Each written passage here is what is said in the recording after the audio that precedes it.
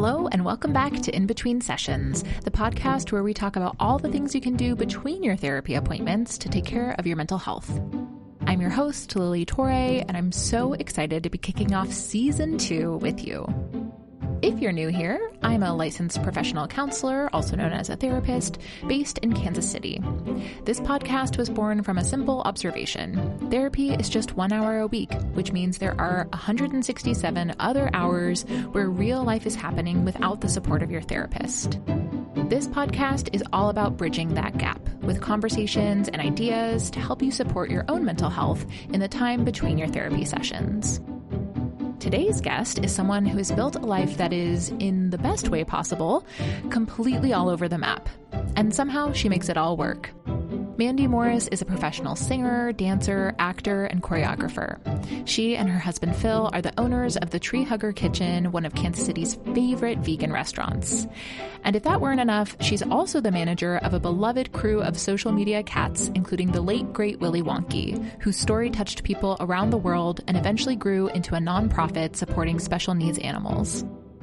In our conversation, Mandy gets real about anxiety, resilience, what it takes to reinvent yourself more than once, and why leaning into your values and your creativity might be one of the best things you can do for your mental health.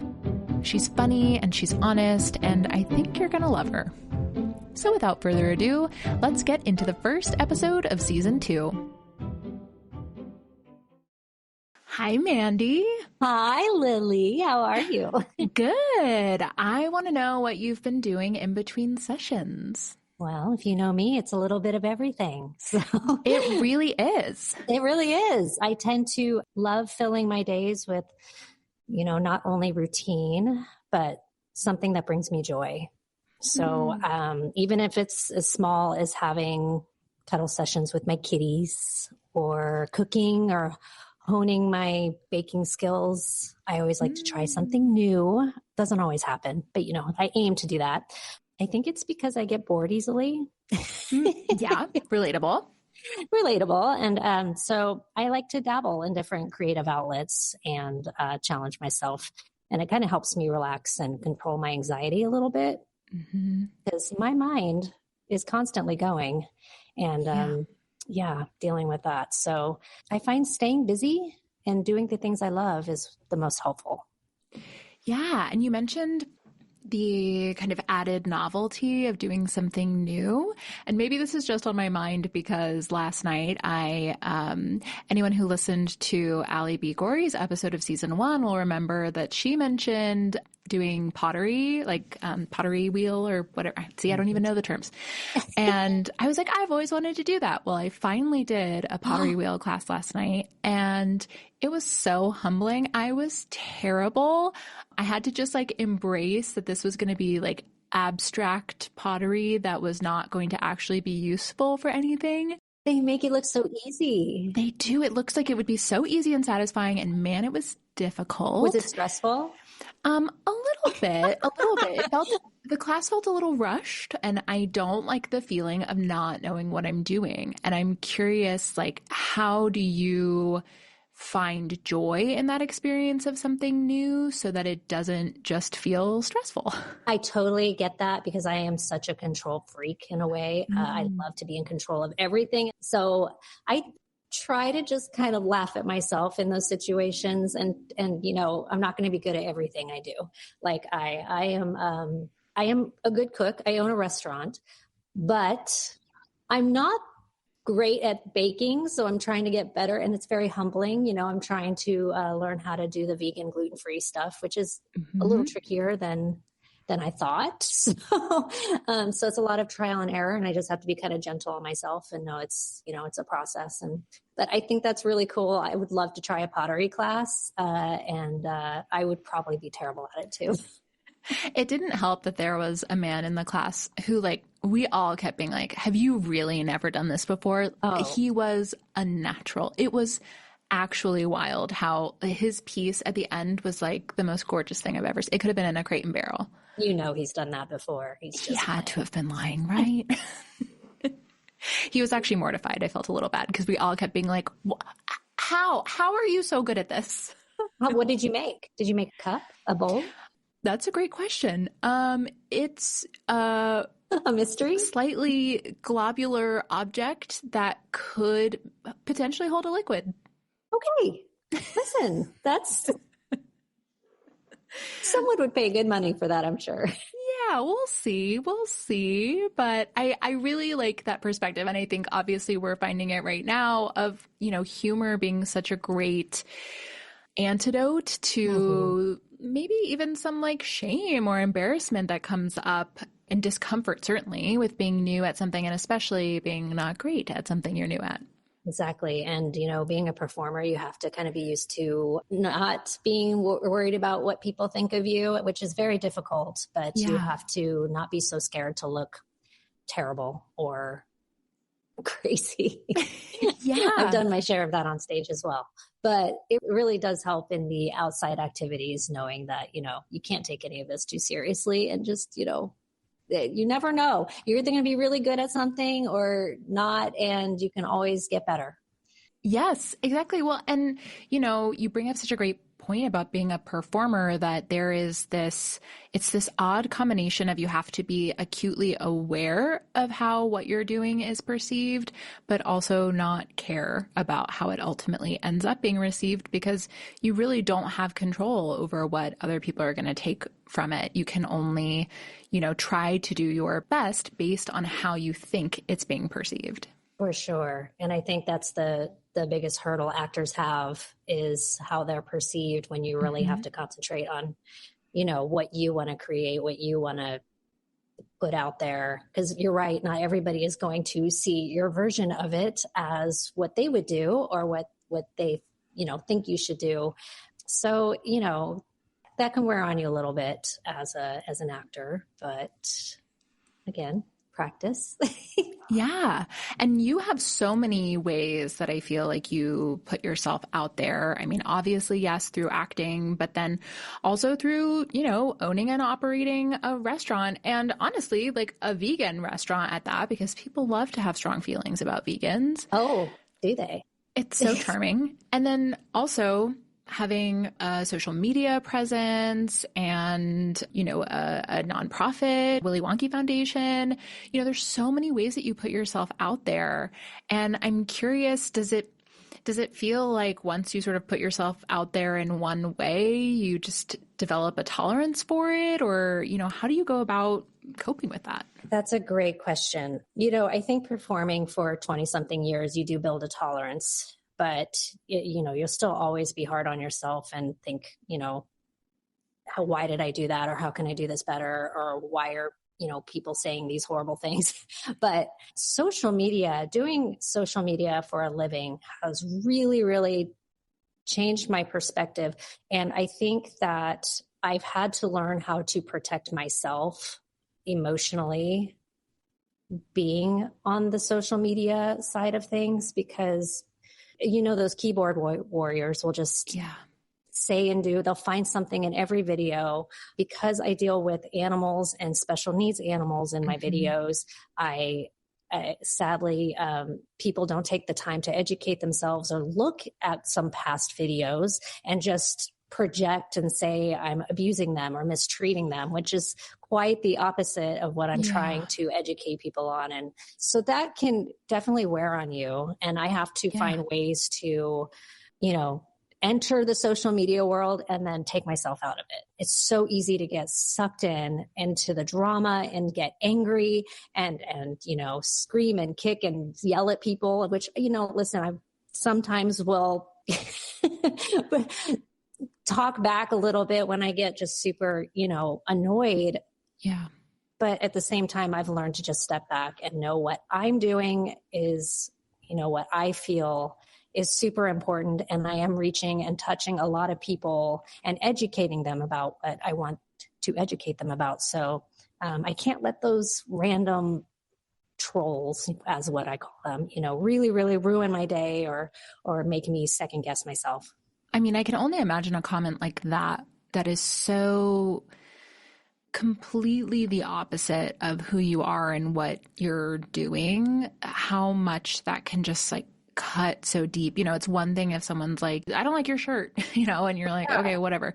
But when it's like the thing that you are dedicating so much of yourself towards and something that's such a big part of your value system, to have it categorized as abuse is, I can only imagine, really activating. It's awful. And you feel like you're explaining yourself all the time because there's new people coming in every second. And so they, of course, don't understand what's happening or what's going on in my videos. So I feel like I have to explain myself over and over and over and over again. And it starts to really mess with me, and maybe I'm not getting my point across, or maybe I'm not, doing this right. But there's no right or wrong in social media. There's just not. And it's changing all the time. And I'm learning every single day what works, what doesn't. And then what works right now may not work next week, or, so it's been a very, very interesting experience. And I never in a million years thought I would have a platform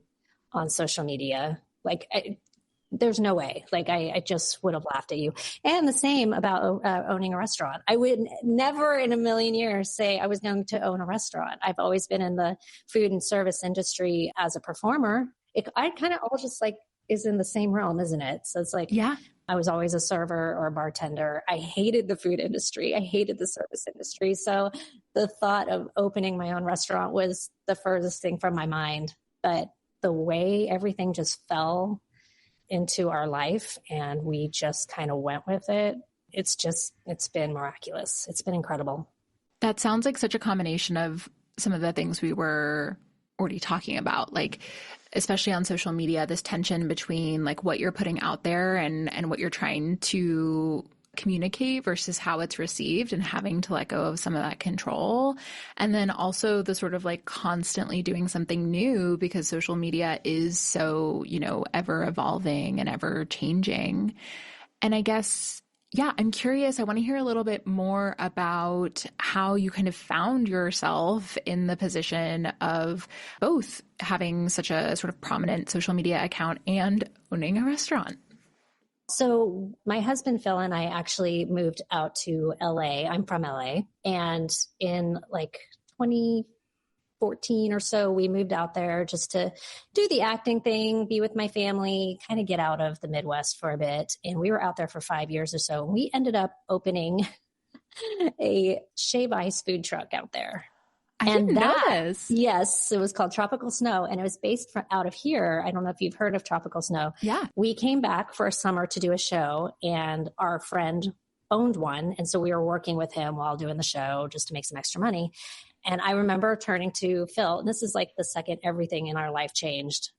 We were working a shift at Tropical Snow, and I was like, this would be perfect in California. Yeah. I have never seen a shave ice food truck out there, or a dessert truck or something. And we were just kind of snowballing ideas, and it just kind of happened. We went back to LA. It was a nightmare, an absolute nightmare. I have tons of stories about how, we opened up the food truck. We had no money. We had no idea what we were doing. So it was just tons of wasted money, tons of wasted time. But we finally figured it out. Got our dessert truck, had a lot of success, and then ended up moving back to Kansas City. So we dragged the food truck back cross country with our 3 cats. Wow. That was insane. And that's when it was right around 2020. So it was right around the pandemic, where everybody's life just went up in flames. So we had our food truck in the back of our house. We were event-based out here because the weather is so hit or miss. So we were mostly event-based. And we had no events. Everything was shutting down. Everything was, crashing around us. So during our downtime, we started fostering with the rescue. We started cooking and just kind of imagining, what would we do if we had our vegan food truck? We had turned vegan in Los Angeles. So it's a big passion of ours. And I have so many food allergies. So I was learning how to cook and learning how to make, this new lifestyle enjoyable. And we just kind of started putting a menu together. And then we started asking friends and family, do you want us to deliver our food to you. Like we'll drop it at your door, so we would make our fish tacos or, nachos and drive 20 minutes and drop it off at somebody's door. And it kind of snowballed. People were bored and they were hungry and everybody needed food at that time. So we were like, this is brilliant. We're not charging. We're just getting feedback and trying all sorts of stuff.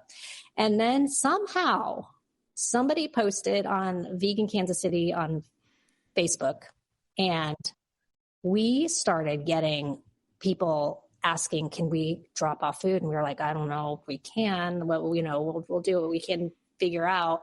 And I remember like, hon, I think we have something here. We're getting great feedback. We're, if we can find a food truck that, maybe trade and like sell our current one and do that. So that's what we did. We sold our shave ice truck and we used that money and we found the most perfect food truck. Like it was made the tree hugger truck. It looked like it was meant for us.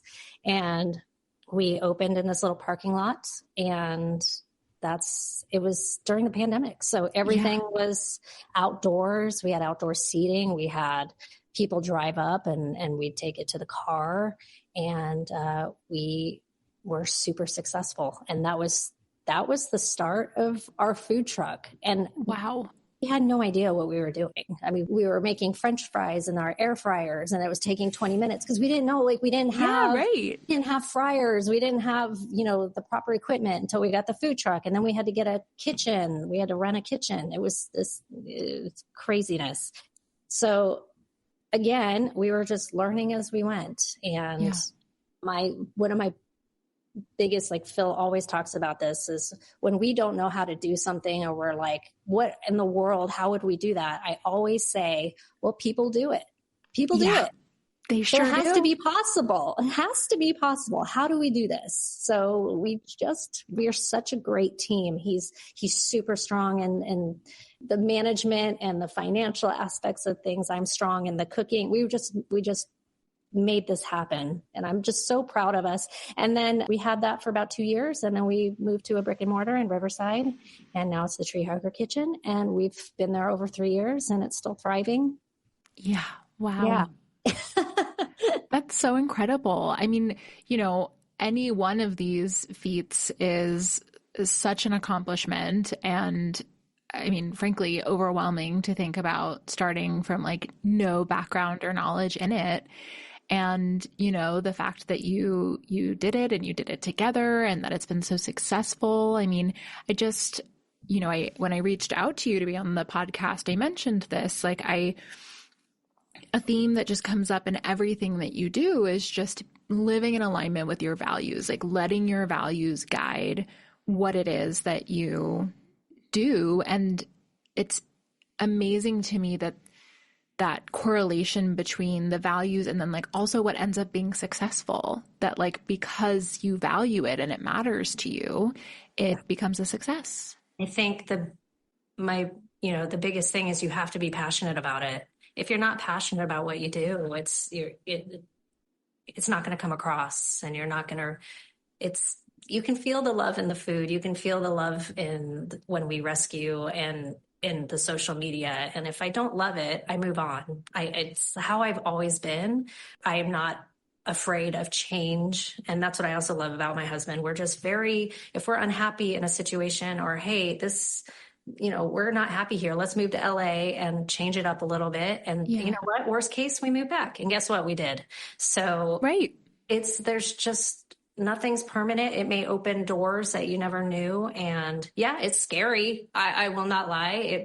We had so many scary moments, and we continue to have moments of, what are we doing? Are we insane? Like how do we do this? How do we fix this? But I love it so much. And I didn't realize, I was worried being in the Midwest, in the home of barbecue, how vegan would do, but there's just not that many options out here. And there are people that really, really want a plant-based option or are very curious about it. And we're just trying to make it so it's not intimidating. And that's really important to me too, is to welcome everybody. It's just food. It's just, Yeah. it's nothing to be scared of. It's nothing fake. And, I don't know why I get such a bad rap, but we're trying to change that and open people's eyes and hearts a little bit to, you know, maybe think a little more about what you're putting in your body, think about how things get on your plate, and think about the environment, because we're all living in this together.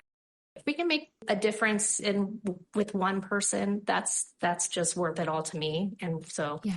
I think we've accomplished that, I hope. Yeah. Well, I think that one of the things that sort of comes from having a strong set of values sometimes is that people can feel judged or threatened. Like, I know I've mentioned to you before, but I was vegan for several years when I was living in New York. And I knew that vegans kind of had this reputation of like, how do you know a vegan's vegan? They'll tell you, and that it's all they talk about and that they are really pushy. But what I really found was that, people who weren't vegan had a much stronger rhetoric about, my choices of what I chose to eat than, I would of what they ate or, whatever. And I came to sort of realize that I think for a lot of people, it is this feeling of, they feel judged or they feel, it sort of makes them reflect a little bit on like, oh, like, should I be doing that? Right. And what I would always say to people then, and I would still say to people now, because I'm not vegan anymore, but is that you don't have to be vegan or not vegan. You can just choose to eat a little bit less meat. And, Yes. If there's two options on a menu that sound good to you and one is vegetarian or vegan and one's not, then like maybe choose the vegetarian or vegan one. Or, if you can go out anywhere to dinner tonight, maybe go to Tree Hugger and, have a delicious Frito burrito and live your best life. Exactly. I love that point. And I hope that we never, ever make anybody feel like we're judging them for their food choices, because we don't like to be judged on our food choices either. It's Right. something we have chosen to do. And I personally, like, I don't care what you do. If you don't want to eat vegan, that's fine. But I love that. And we try to tell people like, hey, if you want to try a meatless Monday, or, introduce your family to, other foods and see what else is out there. We get a lot of families now. And I think because a lot of people are realizing dairy is becoming dairy allergies are a real thing. Yeah. Gluten becoming a problem. And so we try to cater to that. And it's just amazing to see, and makes me very hopeful that people will understand that some vegans just, want to make this world a better place and not trying to judge. And I was not vegan for 30 something years of my life. Right. I'm not here to judge you. I ate meat, I ate dairy, but I always in the back of my head knew I didn't want to or didn't love it and felt kind of weird about it because I'm such a huge animal lover. So that was a personal battle I was dealing with. So I was kind of dabbling around it. Yeah. And then I watched a documentary that I was like, okay, yeah, I'm going to give it 30 days. So I'm just going to try it. And we've never looked back. And that was like 10 years ago. So you just never know. And if it's something that's really important to you and you have your values and stand on, like, I never want, my money to go to this industry, then that's, how you do it. So. Yes. And, I also think that I feel like this sounds sort of controversial maybe, but that values can be flexible or values can change. Like what you prioritize at certain moments in your life might change because something else becomes more important to you. So, I work with a lot of folks who are experiencing some type of disordered eating. And, as part of my own disordered eating journey, realizing that the amount of restriction that came with being vegan, just because you're cutting out whole food groups, was not helpful for my recovery journey, which is part of the reason I made the switch to not being vegan anymore. But that doesn't mean that it's no longer important to me for all the reasons that you mentioned. It was just a as I was on that journey, something else kind of had to take the front seat. And then I can still find the days and the times where a vegan meal sounds great to me and doesn't feel restrictive at all, feels abundant, feels great. And it's not this like mandate that now you have to like live up to this standard for the rest of your life. No, for sure. And obviously do what's best for you and your situation and how you feel in your body. And if, this diet doesn't fit for you, that's totally fine. You can make differences in a million ways. You can recycle more. You Yeah. can eat just less meat. Right. You can make little modifications that do make such a big difference. Yeah. Living in alignment with a value never has to look like one thing and then kind of stay that way. No. And I'm curious also to hear a little bit more about what your journey with social media has been like. That was around the same time. 2020 was really a crazy year because it really felt like chapters were closing and big ones were opening for us because we had the time to kind of sit down and reflect on what we really wanted. And the world was so scary at that time. It's like, why not do what we want to do? Why not? Yeah, might as well. Who knows how long we have at this point? Let's just go for it. Yeah. So at the same time, we started fostering through the Rescue Project here in Kansas City. And we had litters of kitties and we had some dogs and it was so fun. And I found Willy Wonky through the rescue. They hit me up and was like, hey, we have this special case and we think you'd be great with him. And I was like, well, I currently have fosters right now, so I can't take him. And I kept seeing him pop up on my social media with another foster, and I was just falling in love with this cat. Yeah. There was something drawing me to him, and I was like, I have to take him. There's something there, and I need to help him. And he came into our home, and our world flipped. I didn't go on social media for attention. I mean, I did not know how to use social media. I look back at my first videos and they're laughable. They're just awful. Yeah, you've learned. Well, I'm learning. I'm still there's still, there's a lot of learning to do. But and it's changed so much. It's changed, especially like TikTok and all that stuff. Yeah. So I just kind of put him out there. I was just doing TikTok and having fun with him. And he's like a little wobbly cat. So we were dancing and having a great time. And he just started gaining all this attention and followers. And I was like, well, this is crazy. So I started educating people about his condition, cerebellar hypoplasia. I started getting interviews about it. I was having people reach out like, hey, can you talk on this article? I was getting media, it was wild. So I didn't really know how to take that in and I didn't really know how to handle that. So I didn't really make it my pure focus. It was kind of the same time we were opening the restaurant too, but we got like 1.5 million followers on TikTok. I started an Instagram.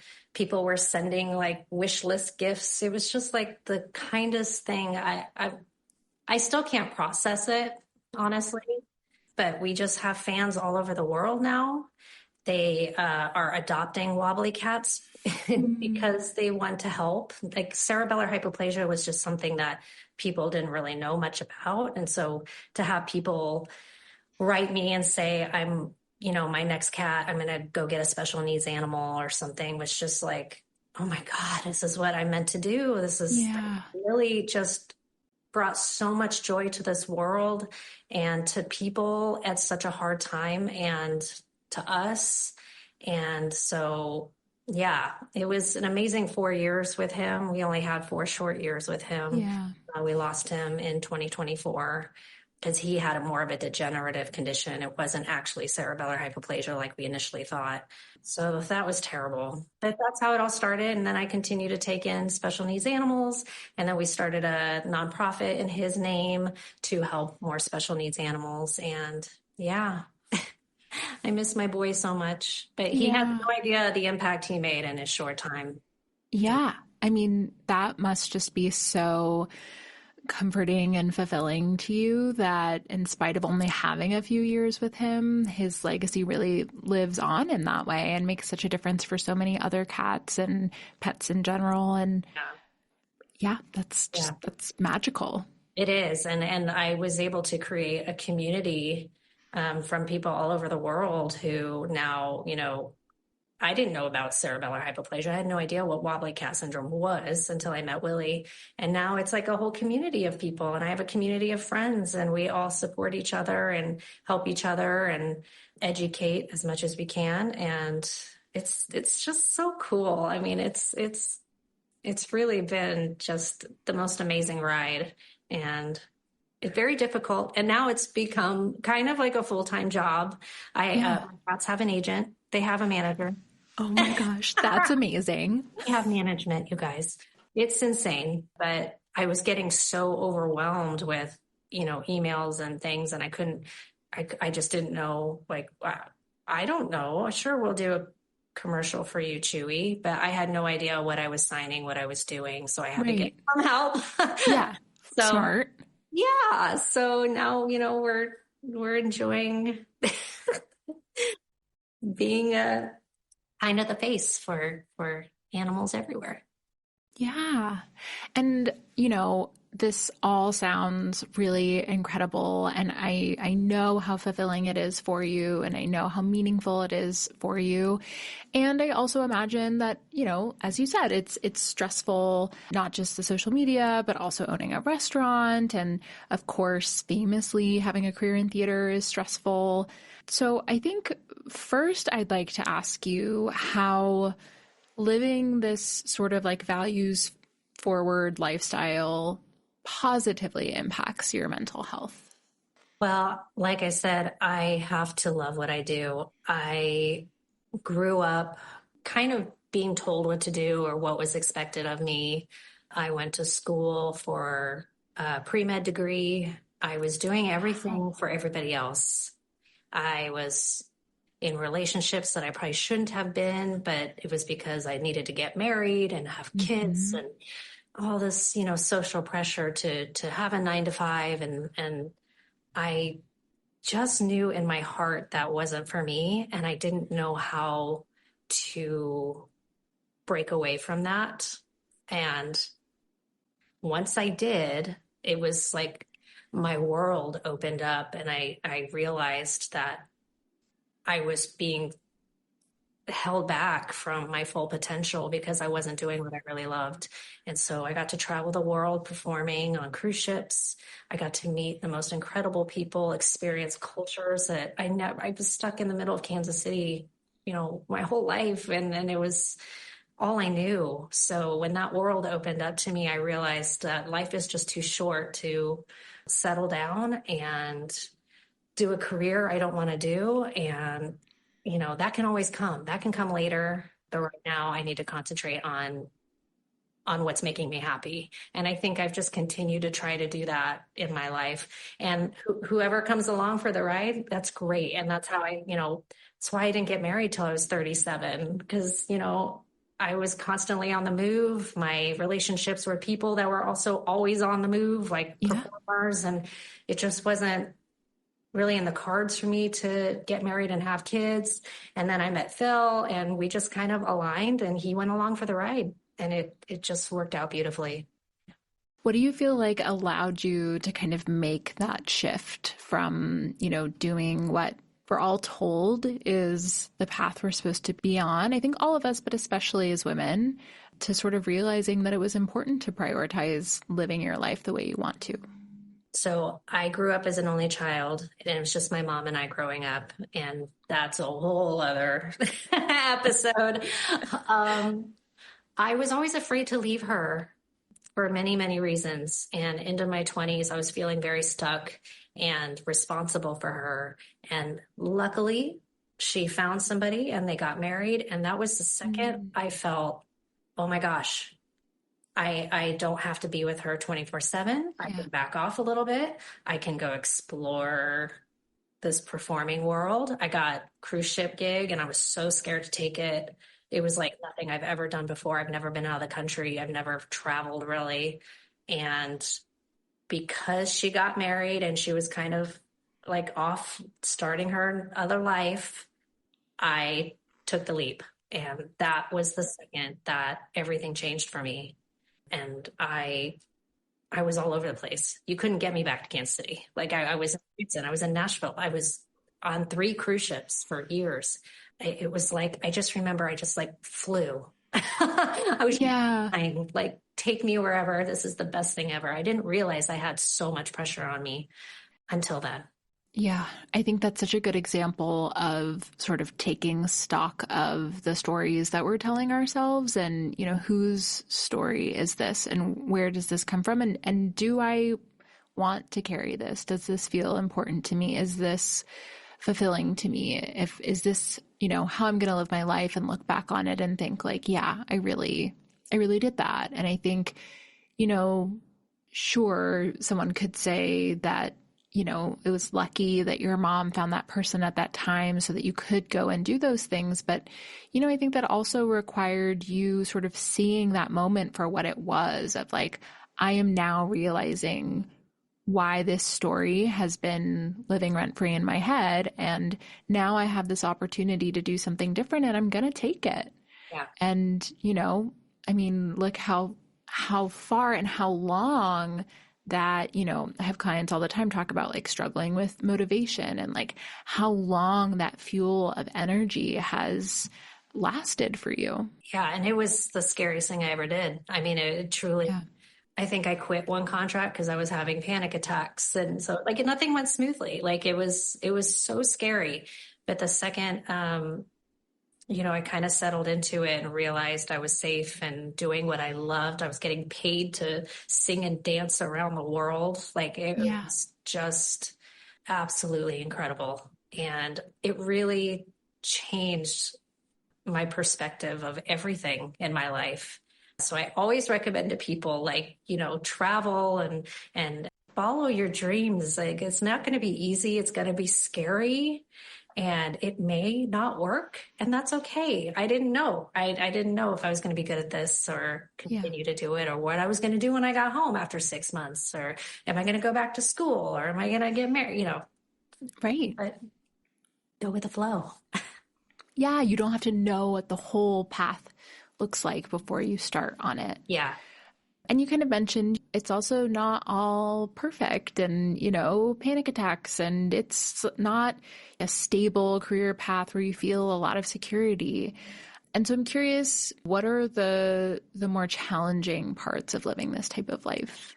Everything you just said, the unknown. Yeah, we have a successful restaurant, but it can not be successful in a month. It can be a very slow month. We've had, ups and downs, and with the economy, with weather, with holidays, you just never know. There's restaurants that we love dearly around us, vegan restaurants that we love dearly, closing down. Like we've lost a lot of really great places around us. So it's very scary. And we know that that could happen. And we just work as hard as we can to keep that from happening, but there's no guarantee.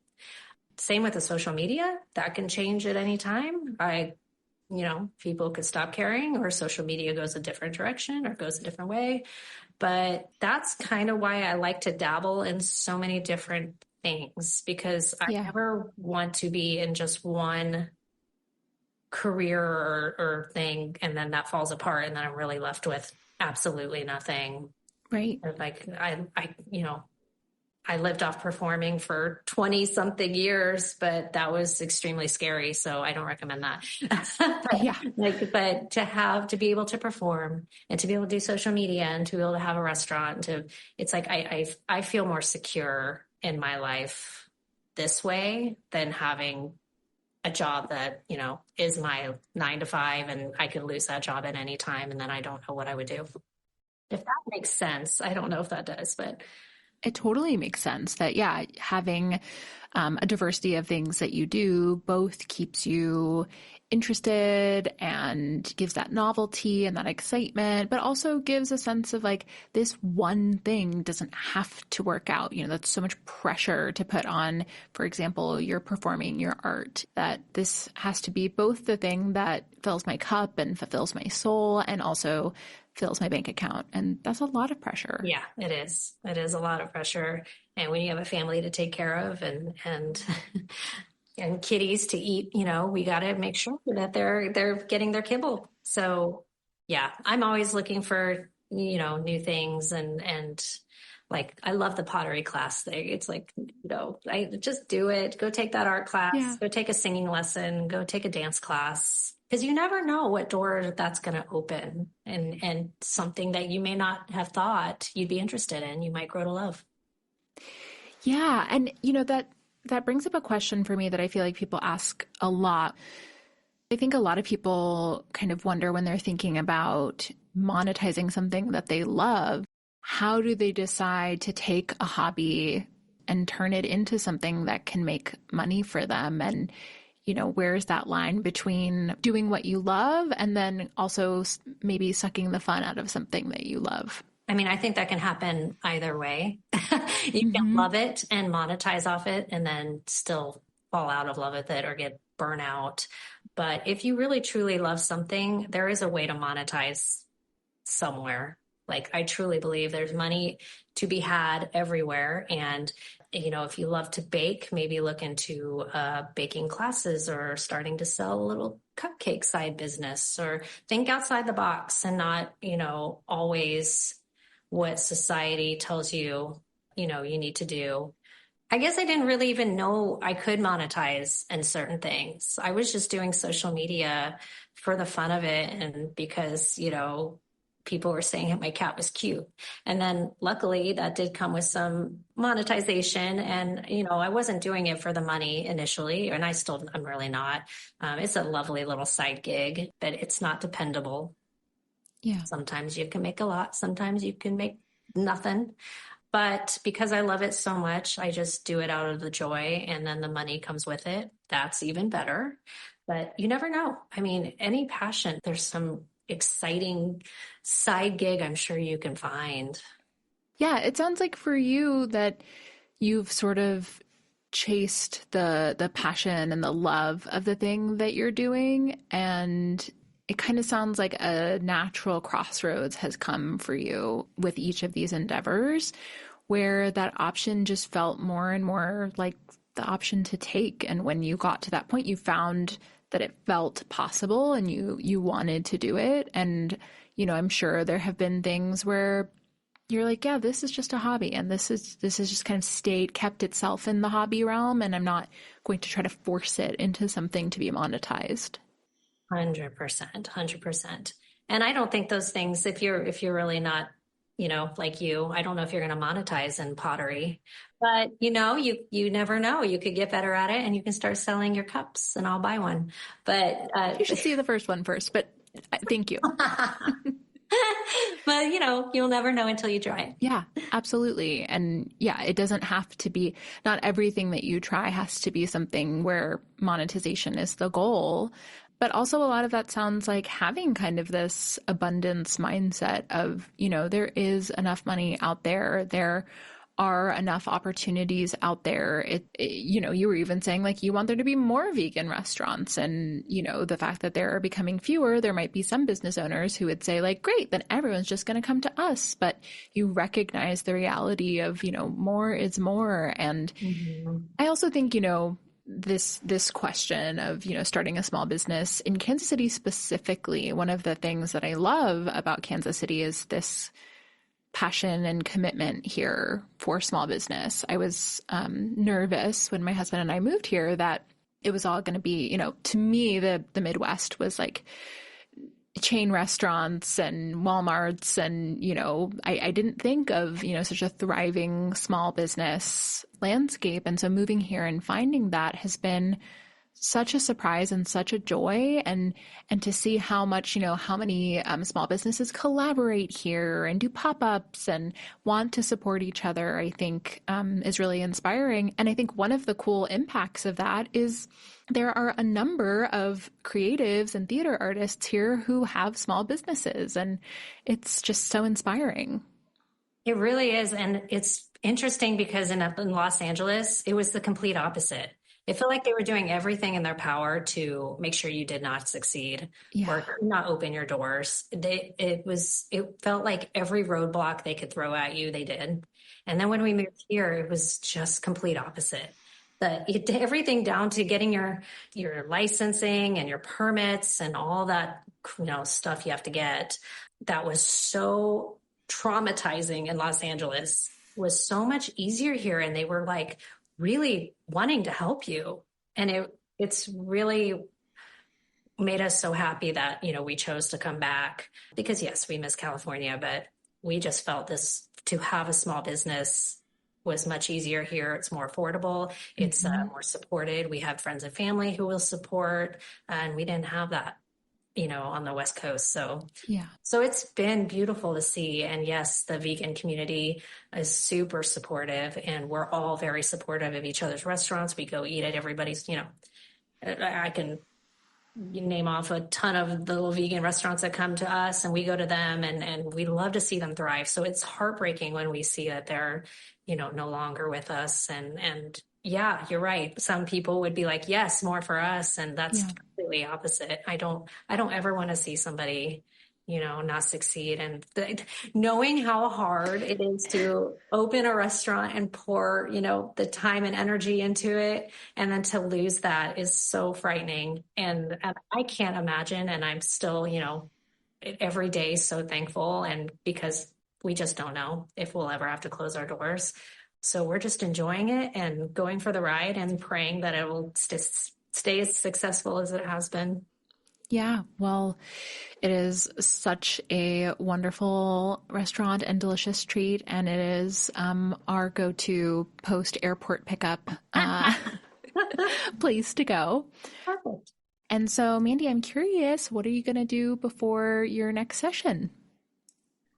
I am working on allowing myself to slow down a little bit. And create more of a routine in my life, because I just got done doing 6 months of shows, and I was doing 8 shows a week. I only had one night a week off, and I came to realize how much I missed my evenings and relaxing at home with my husband and my kitties, and allowing myself that downtime that's okay to have. And so I'm really working on that. I'm working on my baking and just trying to work on my anxieties and my, taking care of my mental health too. Every day is a struggle, and I'm trying to find different ways to just enjoy life as much as I can every day. Yeah.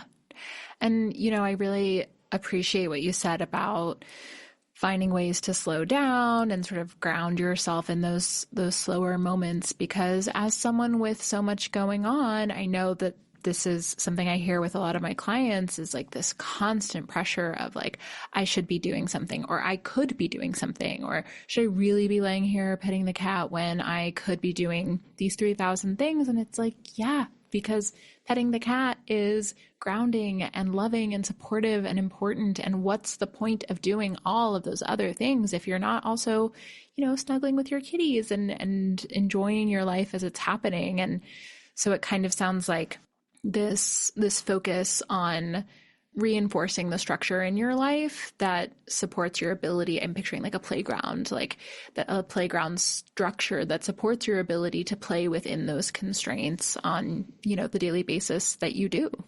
Yeah, exactly. And it's kind of shifting you're so busy. And then when you're not busy, to not really be looking for the next thing. It's to really just stay in the present, stay grounded, and know that stuff will come, and to enjoy it now while you have it. Enjoy the quiet time. Oh, yes. A lesson that I learn over and over again.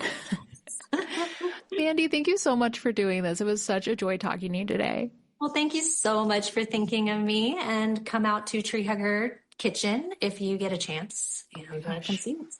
Wish I could come every day. That was such a lovely conversation with Mandy. Honestly, I could have talked to her for another few hours. She is just such an example of letting your values guide you, taking risks, and not taking things too seriously.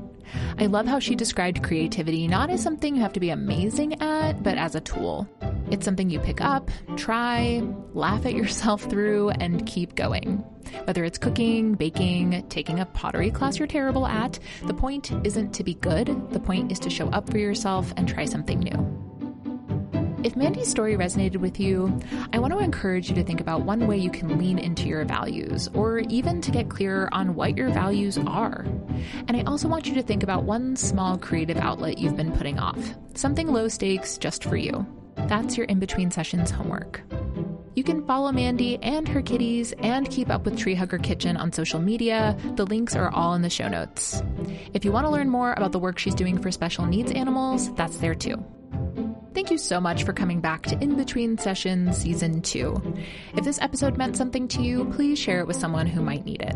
And leave us a review wherever you get your podcasts. It really does help more people find the show. Thanks again, and I'll see you next time in Between Sessions.